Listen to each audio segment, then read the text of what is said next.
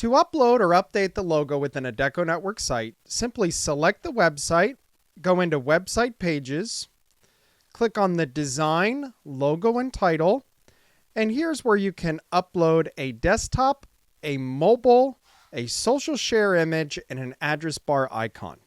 At minimum, you want to be uploading the desktop logo or be updating the site name potentially if you don't have a logo. When you go to upload the logo, do know that you can upload an SVG vector or you can upload a PNG or a JPEG.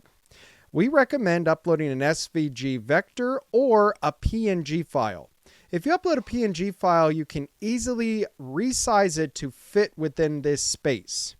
Do know that if you upload an SVG file, you're going to probably want to do it for both a desktop and a mobile and have it around this size, around 200 points or pixels wide by 40 tall for the desktop. 400 by 120 is going to be kind of your maximum amount of space that you want to do. And then if you want to upload the little favicon icon in the top, that's where you're going to do it down here in the address bar icon.